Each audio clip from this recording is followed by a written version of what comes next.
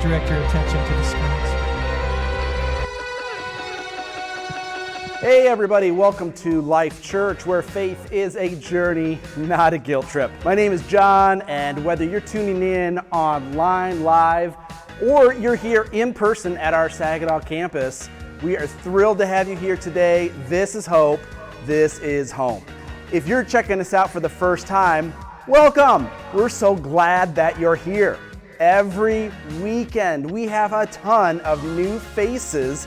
It's easy to connect here at Life Church. All you do is go to connecttolifechurch.com. Now, if you're here in person, we got something special for you. We want to get a free gift into your hand, something we call a swag bag. It's got more information about this new church you discovered, plus there's some fun things in here like a cup that changes colors. What? Way better than anything you'll get trick-or-treating. Later, when we're dismissed on the way out, just stop here at the welcome counter, turn in your completed Blue Connection card, you get a free swag bag, and then when you go trick-or-treating later, you already have a bag for your candy. Guess what? We have something special in store for you today. It is Superhero Sunday. You know, let's just have some fun today. So parents, good news. While you're enjoying worship, your kids are learning about God's love and they're getting sugared up. You're welcome.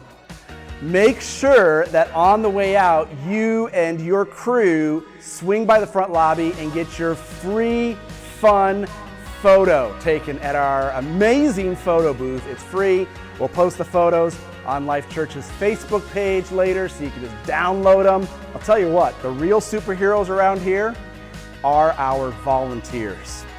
We have amazing men, women, and students who serve 1 or 2 Sundays a month backstage, in the kids' areas, behind the scenes.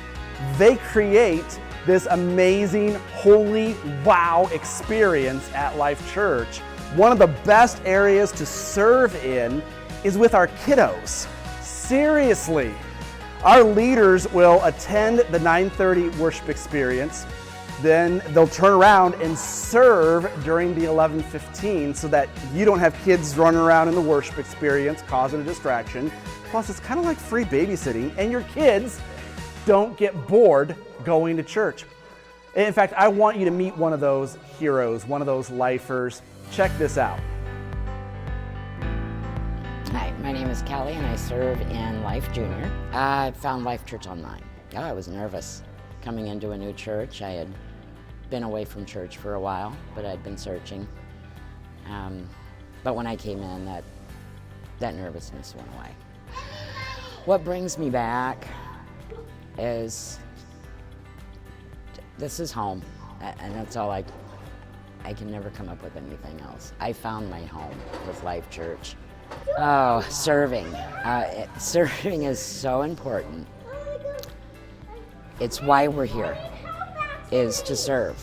We're here to serve, and we need people to help with that. It is easy. There's nothing difficult about it. You just give your time to these little children. I enjoy everything about serving with the kids. It is so much fun to come back here and watch these children grow. Week after week, seeing them learning about Jesus and just becoming so full of life.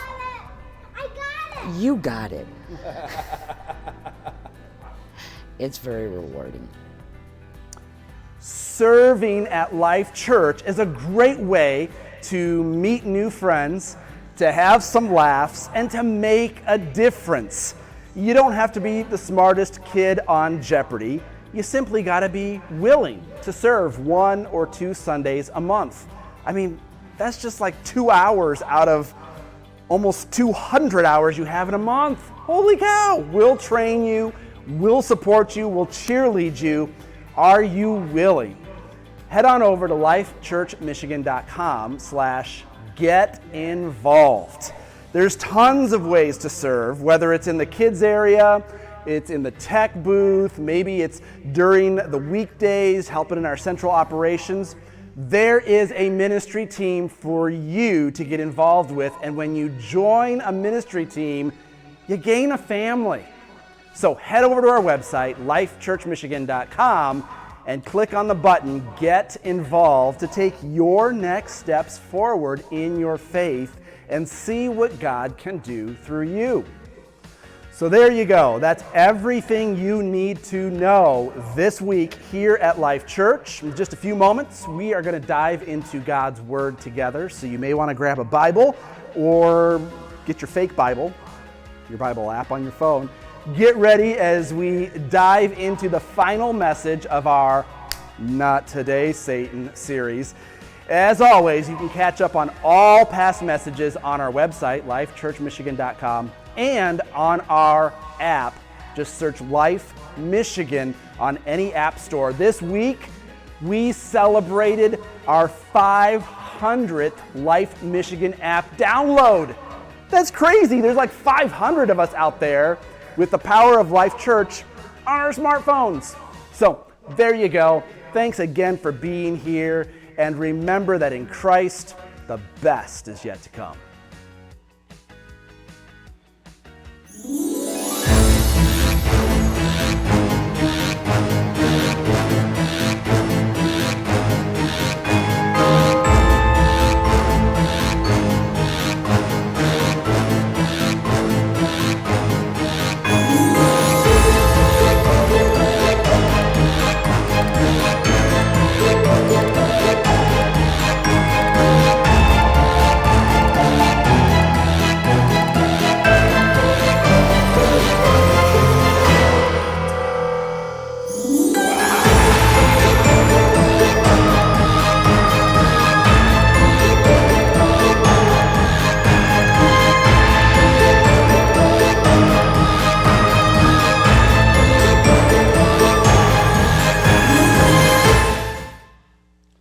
Look up in the sky.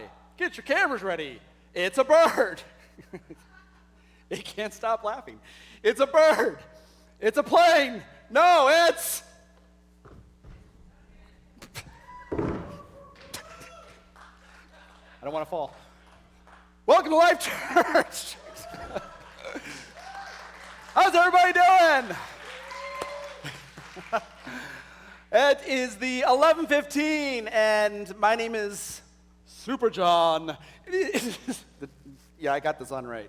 Just want to make sure. Didn't do a check before I went on stage. Hey, it is great to be with you. Already some of our first-time guests are like, not this kind of church. It is Superhero Sunday, and so we're having some fun today. There's a photo booth out there. There's a ton of fresh, piping hot cider donuts from our friends at Johnson's Pumpkin Farm. They donated all these donuts to us because, you know, we're Life Church. And they're like, how many donuts should we bring? And I'm like, I don't know. Bring us as many as you can make. And so they showed up at 9 with like dozen after dozen after dozen. And the 9:30 worship, they were too polite to eat donuts, which means there's more donuts for you. So later, clean your hands, grab a donut or two, get sugared up, because you know your kids are getting sugared up right now with candy. You're welcome. I was just with the kids and took a group photo. There was this one kid who just kept staring at me, and I'm like, how are you? And he's like, Superman's not bald. So that felt great. I'm going to undress. This is what, because I'm not going to preach in this. I know some of you in the front row are like, what? You know, when Superman's done, he has to, you know, he's always wanted to see how he gets back in on Clark Kent. But while I'm doing this, we're actually at the end of this series called Not Today, Satan. It's kind of sassy, like, Not Today, Satan. It's kind of fun to say. There's a little bit of attitude. I'll tell you what, bring up the audience lights and turn to someone near you and do the snaps, do Not Today, Satan. It's very empowering, isn't it? You're not going to believe this. These aren't really my muscles. Okay. So we've been doing this series just, walking through what are the ways that the enemy tries to short circuit our faith. And today we're going to wrap it up. Oh man, I can't get this off. I'm going to be stumbling around in Superman outfits. Happy Kryptonian here. And hey, let's do something fun while I'm getting this all off. Grab your smartphones, pull out your smartphones. You got a smartphone. Even the 3-year-olds back there on their smartphones playing Animal Crossing. Grab your smartphone, open up Facebook, and check in to Life Church really quick. Check in. You can use the hashtag church for the rest of us, or you can go to the Life Church page on Facebook and you could share the live stream, because you know you have some Facebook friends that have a sense of humor and they need to see the preacher in a Superman outfit. So go on ahead, check in on Facebook. You have no idea how your check-in may cause one of your friends to check out Life Church. In fact, next week is a great time to invite your friends. We got a brand new series next week that I'll tell you about in a little bit. But first, we got to land the plane on Not Today, Satan. And how many of you were excited yesterday with the Michigan versus Michigan State game? Oh, wow, you're all Michigan fans. Like 2 people were like, "Go Sparty!" And the rest of you are like, "Oh, dear Jesus, no. That was awful." Hey, man, I was really excited watching people get fired up for football. I saw some of the tailgating. There were grown men who were smashing cans against their head, for the camera. They're like, "Go Sparty!" Yeah, and they're bleeding out. It was amazing to see people were painting their stomachs, and that was just the ladies. They were painting, and then during the game they would do these cheers. They would do the wave, and they taunt the other side. We got the Spirit, yes, that whole thing. And I just thought, man, what if we had that same excitement about Sundays? Because football is great, but holy cow, we have a guy who was dead and came back to life. That's the greatest message on planet Earth, a message of second chances and hope and passion and purpose. And so I was looking through my Bible this morning, and I don't have anything on the screen for this, but I stumbled upon the book of Mark. If you've got Mark, open up to Mark 13. In Mark 13, verse 32, Jesus, he's talking to his followers. He's got a bunch of guys and gals. Most of them are young people. Almost all the disciples were teenagers, except for Peter. And as he's talking to them, he's like, hey, this movement of changed lives is going to ripple into the future. And Jesus said, I'm coming back, guys. Like he ascended into heaven on the Mount of Olives. And if you go to Jerusalem, the temple faces the Mount of Olives where Jesus, it was like, beam me up, Scotty, like Star Trek, whoop, and he ascends into heaven. And then it says that the earliest church would meet on Sundays because Saturday was the Sabbath. Saturday, all the Hebrews would be at the temple worshiping, but Sunday, they're all sleeping in. So the Christians would come, it was free rent. They were church planters, that's what you do. And they would meet in Solomon's portico. Well, Solomon's portico is actually on the eastern wall facing the Mount of Olives, where the Master had ascended and where he promised to return. Like Jesus said, I'm going to come back, and I will come back right where I lifted off, and I'm going to split this mountain in two. I mean, you've seen some WWE, but it's coming Sunday. So every Sunday, the believers, the Christ followers, they would gather to worship, and they were facing the very spot where they were expecting Jesus to return. And so Sundays weren't just like phone it in faith. It wasn't just like casual, whatever, I'll go to church if I feel like. Like there was this urgency, this holy urgency to go to Solomon's portico and to worship, and the view was where Jesus had ascended into heaven. And it's because in Mark 13, among other places, Mark 13, verse 32, Jesus said, that time when I return, concerning that day, concerning that hour, no one knows. Not even the angels in heaven, not even the Son. Only the Father knows. So be on guard. Keep awake. Be on guard and wake up. Jesus said this is not a casual faith. This is something that shakes the world. This is a game changer. Immortality, passion, purpose beyond anything football brings. But we have an enemy who would love to drain you of your faith, to let fear eclipse faith, to let woe take over woe. And we want to, by the end of this message, be able to say, not today, Satan. Especially with young people, especially with kids and teenagers and students. Like, I got 5 kids, right? Because you got to grow the church somehow. And I have a 3-year-old, a 4-year-old, a 5-year-old, no, 6-year-old, a 9-year-old. So trying to get them to go down at night to sleep is like, I've been through war. I've been through my personal nam, putting my kids to bed. And right in the middle is Seth. And Seth is this brilliant 6-year-old boy who will use his imagination. He'll run out to the garage and he'll pull things out to our front yard, much to our neighbor's chagrin. And he will play a game called Garage Sale. And so he'll pull out toys that we're not playing with, basketballs. He pulls out bicycles. He tried to sell my car. And he'll sit out there and he'll wave people down. The 6-year-old, hours and hours after school, this is what he does.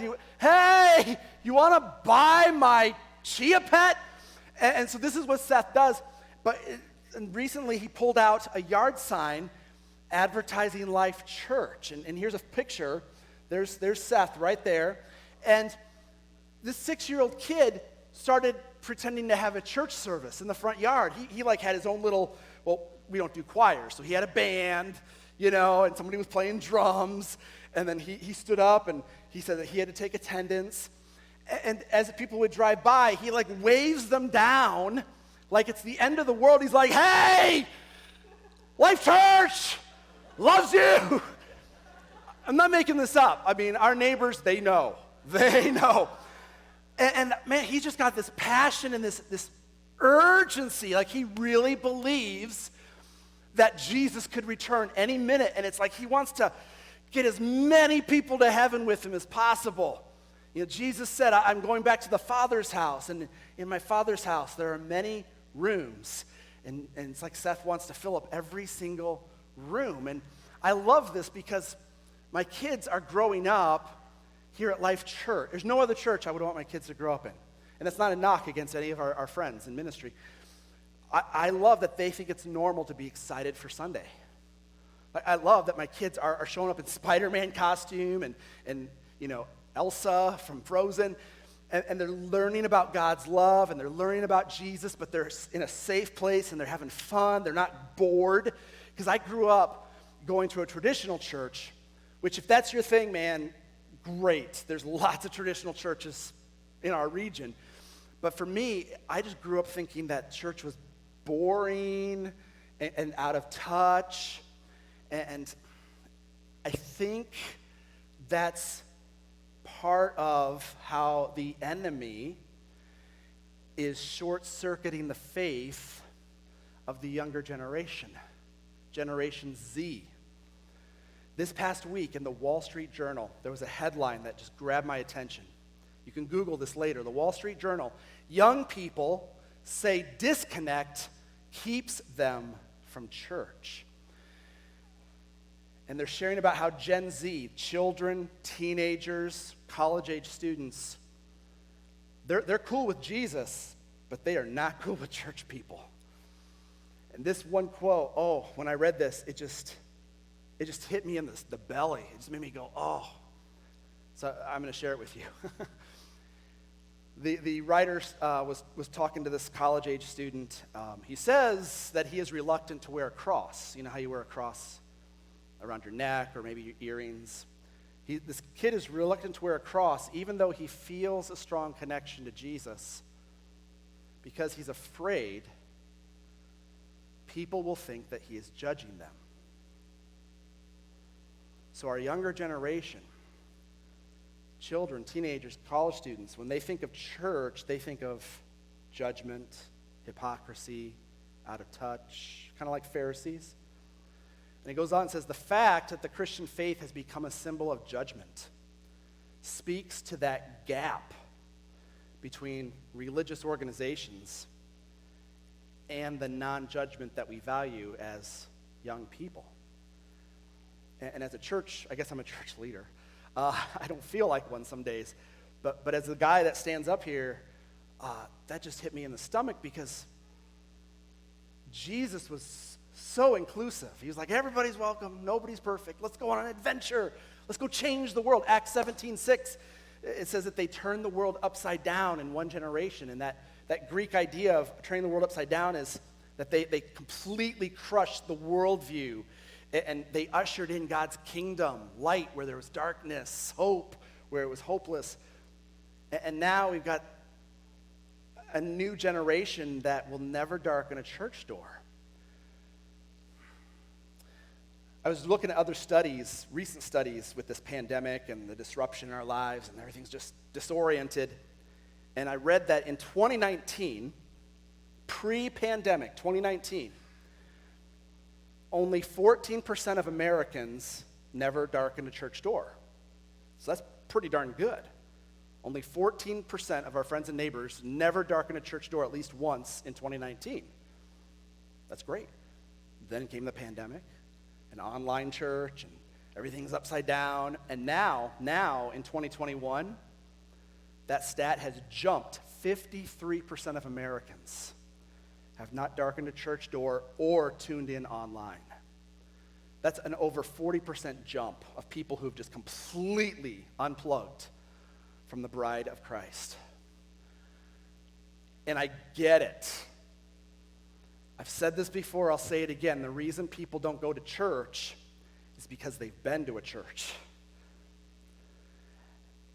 And that's why I get excited about Life Church, because I look at my kids and I look at my teenage. I showed up this morning, because we do a 9:30 and 11:15. There were like 4 or 5 teenagers here at 8 a.m. before I even arrived, and they were like doing stuff and serving, and I'm like, there's young adults here before the pastor, like what? Because they're excited. There's something that just grabs them when you preach Jesus. And here's what we've learned, study after study. Barna statistics tell us that 94% of decisions for Christ happen before the age of 18.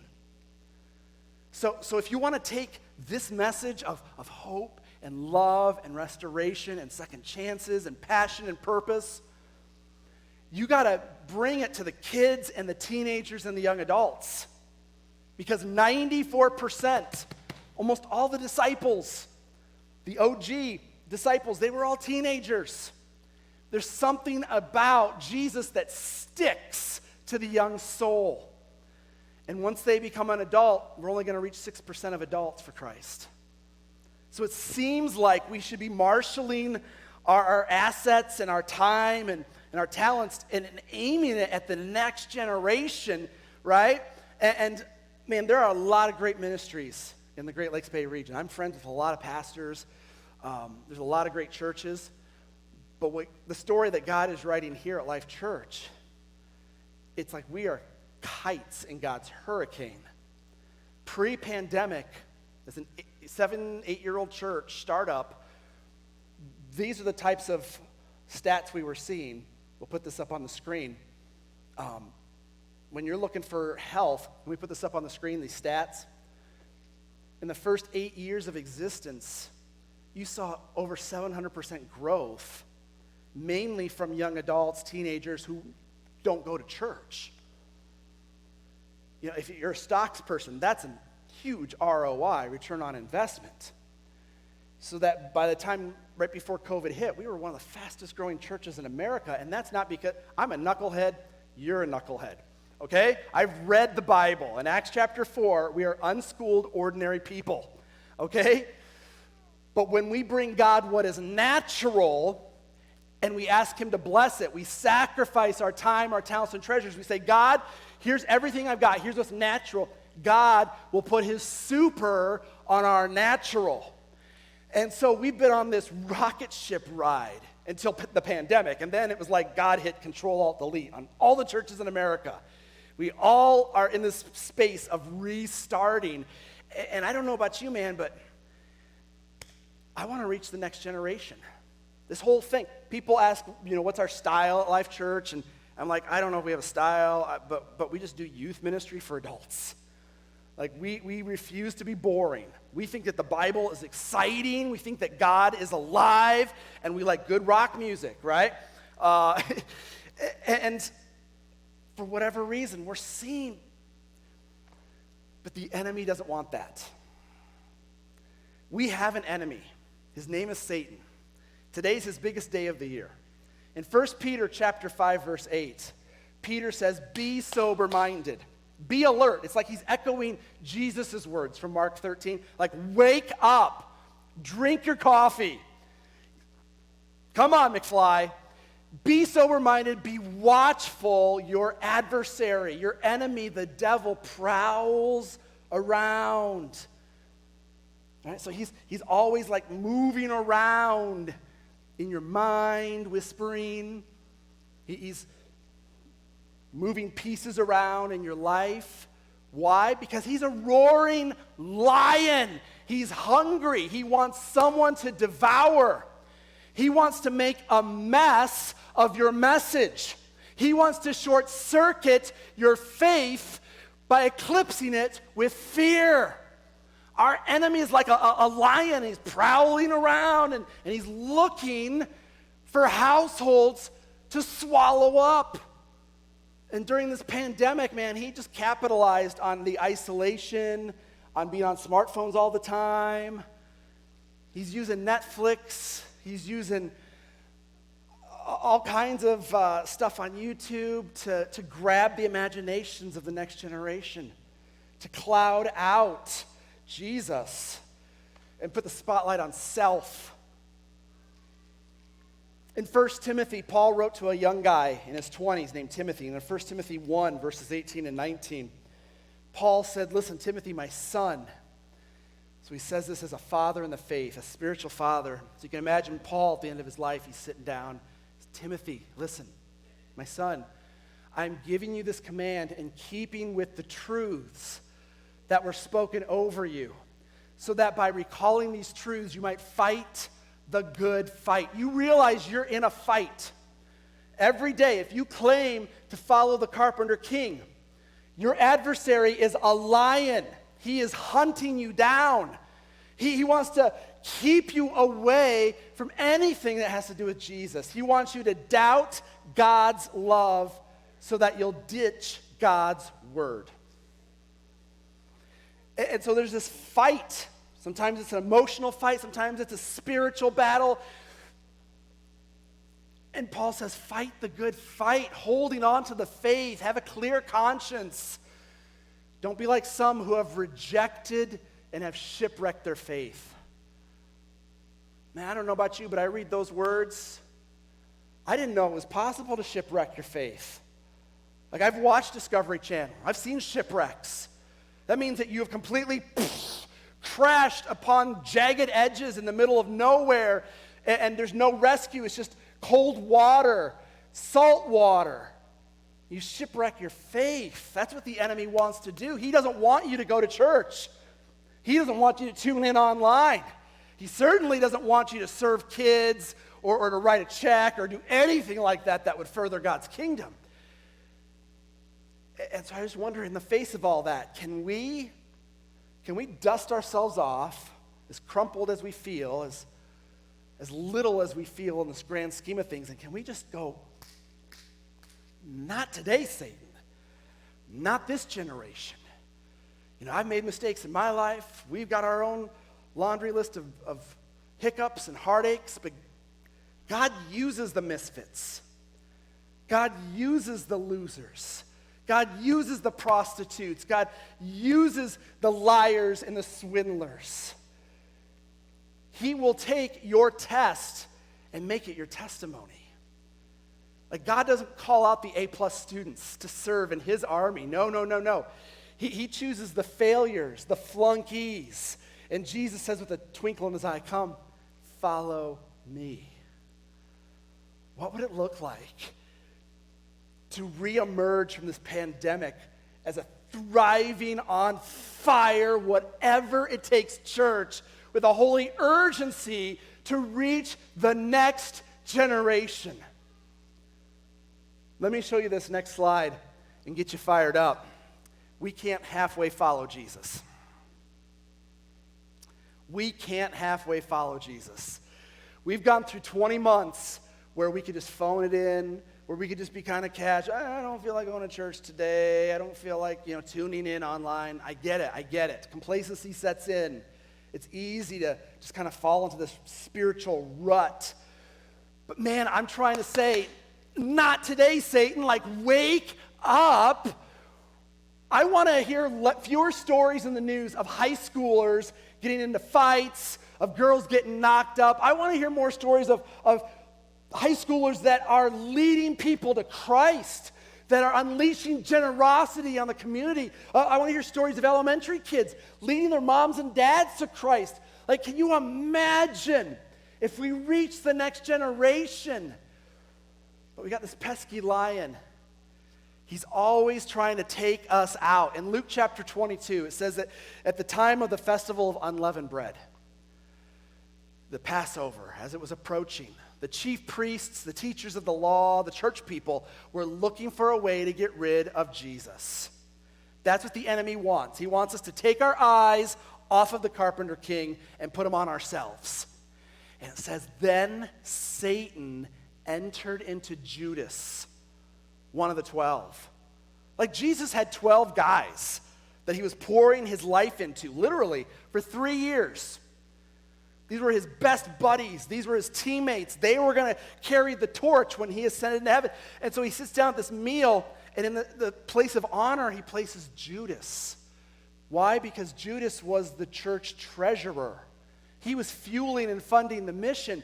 And Satan entered into Judas. The enemy will try to enter into your household.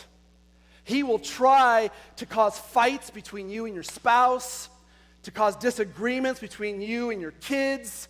He will put things on your calendar to keep you from coming to Life Church, to keep you from tuning in. He entered into Judas, and then at the Last Supper, Jesus turns to Peter. Peter, the right-hand man. Peter, like the vice president. Peter, who's going to be the first pastor of the church of Jerusalem.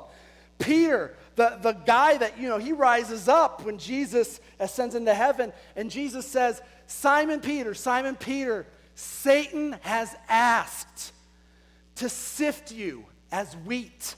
Dude, I grew up in the cornfields of Iowa. I know what it means to sift wheat. It's to take it in your clutches and to shake it violently, to eclipse your faith until it's as good as dust. That's what Satan wants to do with you. That's what Satan wants to do with your children, with teenagers, with young adults. He wants to sift this generation like wheat, crushed, overwhelmed, giving up, never darkening a church door. And then Jesus says, but I have prayed for you.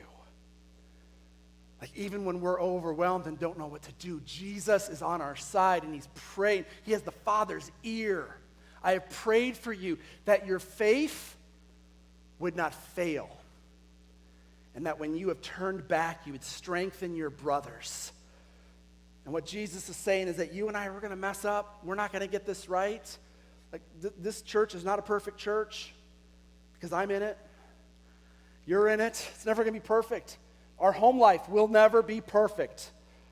You will never match up with the people you see on Instagram. I know 70% of Gen Z, when they grow up, they want to be professional YouTubers. It's not going to happen. I'm sorry to tell you that. It was so crazy. We do Life Kids on Sundays during the 11:15. So right now, kids are learning about God's love. And then we do 6th through 12th grade on Friday nights. We call it 707. And this past Friday, we were sitting over there on the floor, a bunch of 6th graders through 12th graders, a big circle. It was raining outside. We were stuffed with pizza. Pizza. And we were just kind of getting to know each other a little bit. And it was just amazing because I'm hearing from these students that we have no idea what they're going through. Like, I thought I was an expert in youth ministry. I started in youth ministry 20 years ago. I don't know a thing about the youth today. Because as they're introducing themselves, they're sharing things that I would be embarrassed to share. I'm glad that they felt comfortable enough to share it, but I was like, oh my goodness, what kinds of challenges do you face in high school? And as we're sitting there at 7:07, I said, well, listen, I can make you a promise on Friday nights. When you come, when you bring your friends, I make you 2 promises. Number 1, we will always love you no matter what. I don't care if you've got an A+, or if you've completely screwed up in a relationship. Whatever it is, this is a safe place. Number 1, we're always going to love you. And number 2, I said, we're always going to be straight up and tell you the truth because we love you. And after I shared that, it was like breaking the ice. They start opening up even more. And I'm discovering youth ministry is less about having all the answers. It's more about listening and loving and leading them towards Jesus. And when they mess up, just like Peter, to restore them so that they can strengthen their social bubbles at school. So are you getting the passion? Are you getting the urgency of, man, we got to reach this next generation? Like, we got to do something. We got to get out of our complacency and go, go, go. Let me give you 3 takeaways. How are we going to do this? 3 takeaways. Number 1, here's what you do. You want to reach the next generation? Find a good church and ask questions.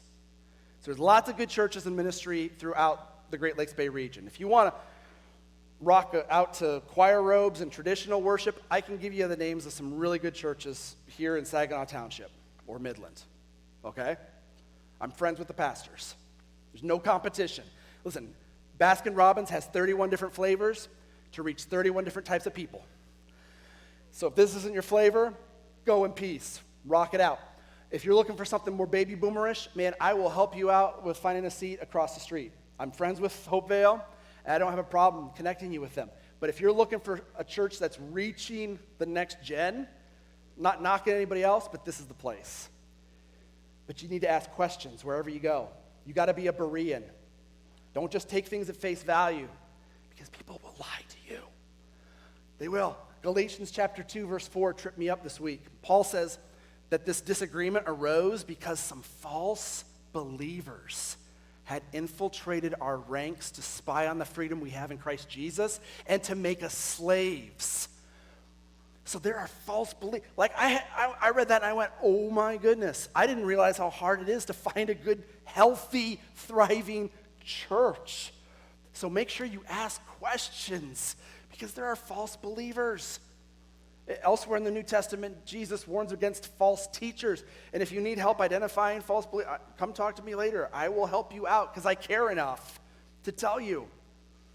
But as far as Life Church, listen, man, we're not perfect. But here you're going to find something that's healthy, that's thriving, that's making a difference with the next gen.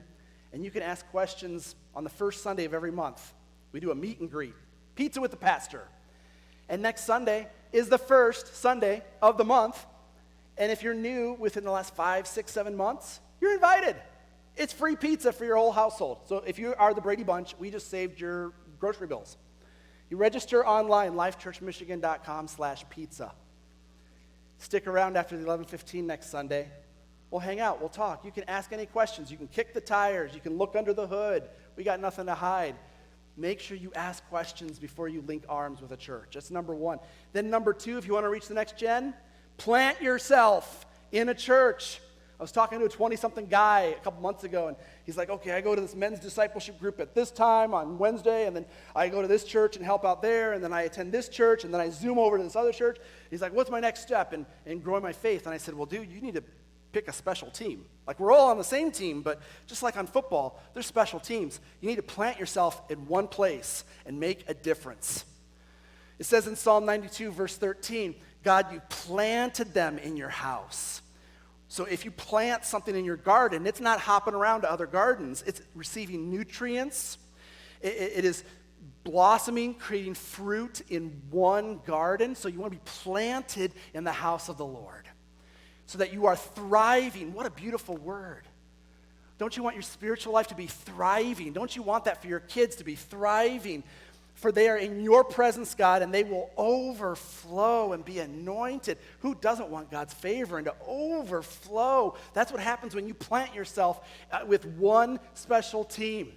Even the older folks, it says, will stay fresh, bearing luscious fruit, abiding faithfully. So at Life Church, we make that easy. We've Netflixed our next steps. We've digitized our discipleship. You can learn all about us. You can become part of the church. You can plant yourself at Life Church online. You just go to lifechurchmichigan.com/next steps. 4 simple little nugget-sized videos that share our heart, our mission, our values, and invite you to become a lifer, to plant your roots in the house of the Lord and help us reach the next generation. And then third and finally, if you want to reach the next gen, check it out. Start doing it now. Like, roll up your sleeves. Don't be the Michigan and the Michigan State fans who sit in the bleachers. Anybody can drink a cold beer and get sloppy hot dog juice all over them and heckle, but you're not making a difference. It's only when you jump onto the field and say, put me in, coach, and you actually help move the ball down the field. You got to reach the next generation now. There is an urgency. We don't know when Jesus is coming back. And I'm not one of those hyper end times charismatic. I'm not one of those guys who reads the book of Revelation. Oh, there's Black Hawk helicopters coming in the sky. Oh, no, I'm not that dude. But I am someone that takes Jesus at his word. And when he says, nobody knows when I'm coming back, not even the Son, only the Father, I want to help fill up heaven. I want to empty out hell. And I'm ready to start charging the gates of hell with water pistols if I have to. But if we do it together, it's a lot more fun.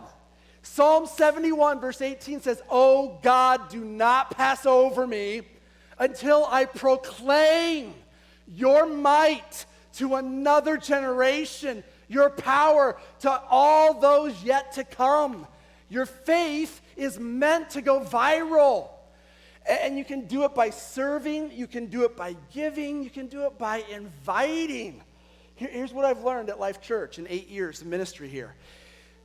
On a Sunday, if we win the kids, we win. Let me say that again. Here's what I've learned in 8 years at Life Church. On a Sunday morning, if we win the kids, we win.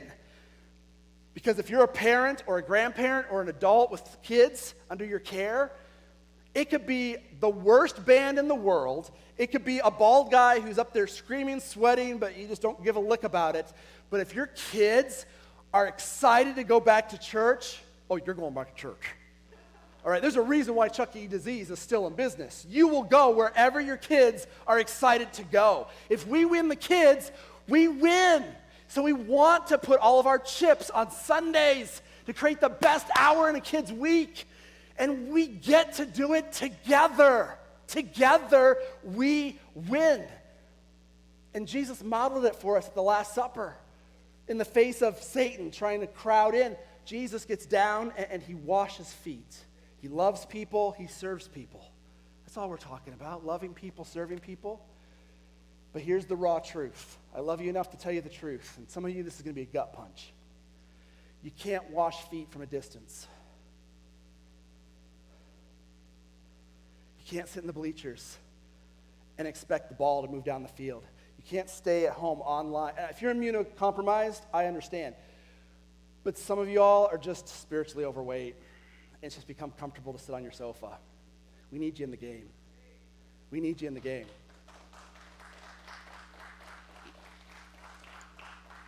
Sundays are not about content. It's about connection. You cannot connect online.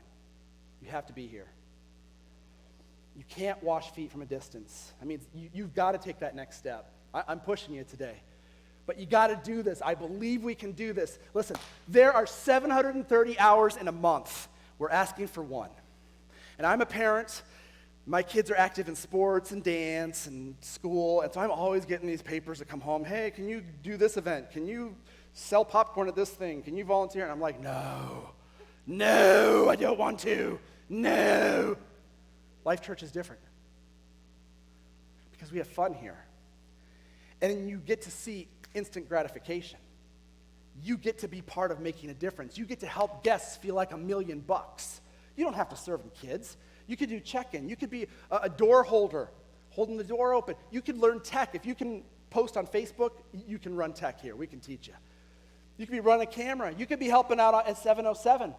As long as you can love people and tell them the truth, you're qualified. We have plenty of areas to serve, even during the week. If you're kind of behind the scenes, we've got central operations. We've got stuff to mail out, baby. There's 730 hours in a month. We just need 1 or 2 hours. So I had this brilliant idea. Well, it's either incredibly brilliant or incredibly stupid. You want to hear it? Yeah. Here's how I'm trying to recruit people, right? To come out of complacency, to get in the game. Let's reach the next generation. We just need to know who you root for, whether it's Michigan or Michigan State.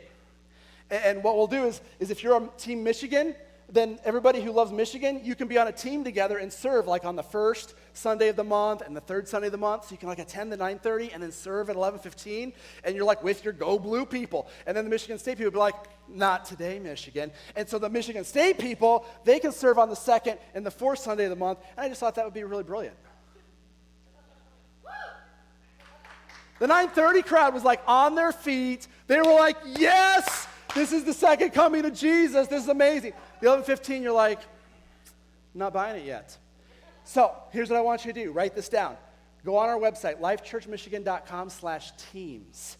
It lists out all the different areas that you could serve, and we'll train you. You don't have to be a brainiac. You just have to show up and push play. That's all you have to do. When you join a team, you gain a family. If you want to meet people, just tell us if you like Michigan or Michigan State, and we'll put you in, coach. I promise you won't regret it. You got 730 hours in a month. Tomorrow's the beginning of a new month. See what God can do through you. And as I land this plane, let me say this. If you're new today, if you're checking us out online, we've got ways to serve online chat hosts. If you're new here today in the house, feel no pressure. Enjoy a donut. Make sure you connect with us. Get your free swag bag. You can use it for trick-or-treating later. You can go to connecttolifechurch.com. Just take that first step of connecting so you can come back and have pizza next week. And by the way, you don't want to miss next Sunday, because now that we've finished this Not Today, Satan, we're starting a new series. You ready for it? Squid Game. I know, like the 50-plus crowd is like, seafood? You can go to lifechurchmichigan.com/squid game to discover what the heck we're doing. That starts next Sunday. Bring some friends, stick around for pizza afterward. Pizza is like what Jesus tastes like, and see what God might do through you. I hope today that you have an urgency for the next gen and that you're ready to say, not today, Satan. Can I pray with you? Father, as we go into one last song of worship, I pray that we have this needle that's moved forward in our hearts, that we feel an urgency to not just entertain the next generation on Halloween, but to make a difference, to reach them for Christ. God, I pray whatever that next step is, we've shared a lot of next steps today. I pray that every person here would take that next step in their journey, knowing that faith is a journey, not a guilt trip. God, we love you. We pray this in Jesus' name. Amen.